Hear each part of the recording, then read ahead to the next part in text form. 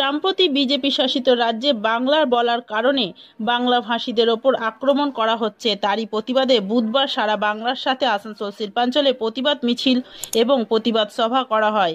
এই সভায় এদিন উপস্থিত ছিলেন রাজ্যের আইন ও শ্রম মন্ত্রী মলয় ঘটক, আসানসোল পৌর নিগমের ডেপুটি মেয়র অভিজিৎ ঘটক, জেলা তৃণমূল কংগ্রেসের সভাপতি নরেন্দ্রনাথ চক্রবর্তী, সহসভাপতি হরেরাম সিং, তৃণমূল কংগ্রেসের রাজ্য সম্পাদক ভি শিবদাসন দাসু, রানীগঞ্জ বিধানসভার বিধায়ক তাপস ব্যানার্জি, এমএমআইসি গুরুদাস চ্যাটার্জি সহ বিশিষ্ট নেতৃত্বরা। মলয় ঘটক জানান, বিজেপির শাসিত রাজ্যগুলোতে বাঙালিরা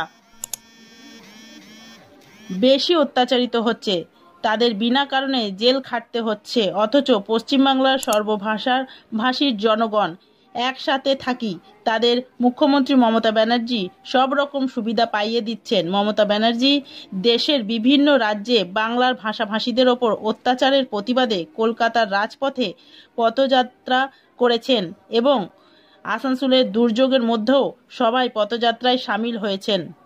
গ্রিন আসানসোল, ক্লিন আসানসোল। ভারতবর্ষের যতগুলো রাজ্য আছে তার মধ্যে বিজেপি শাসিত যে কটা রাজ্য আছে, একদিকে যেমন আসাম, অন্যদিকে উড়িষ্যা, উত্তরপ্রদেশ, মধ্যপ্রদেশ, রাজস্থান, সেখানে বাংলা ভাষায় কথা বললে কোনো বাঙালি লোক থাকলে তার উপরে অত্যাচার করা হচ্ছে, তাদেরকে গ্রেপ্তার করা হচ্ছে, তাদেরকে কথা বলি, বাংলার মানুষের কথা বলি, বাংলার জন্য লড়াই করি, বাংলার জন্য কান্না, বাংলার জন্য হাসি।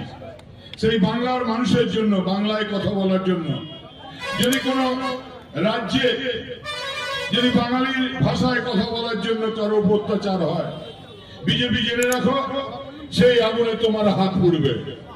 কারণ বাংলার ধর্ম কিংবা ভাষা নিয়ে তিনি রাজনীতি করেন না। হিন্দিতে একটা কথা আছে, নাচ না জানে আঙ্গন টেढ़ा। কেননা উনি জানে বাংলার মানুষের মনে কোথায় যদি কান না আছে, সেটা হলো মমতা বন্দ্যোপাধ্যায়। কত আবেগ আছে আপনাদের, আজকে বিজেপি দেখলেন। বাড়ির সময় অত লোক, হাজার হাজার লোক এসছে প্রতিবাদ করতে, যে বিজেপি শুরু করেছে। আপনারা জানেন উড়িষ্যা থেকেই বাংলা ভাষা বললেই রাহুল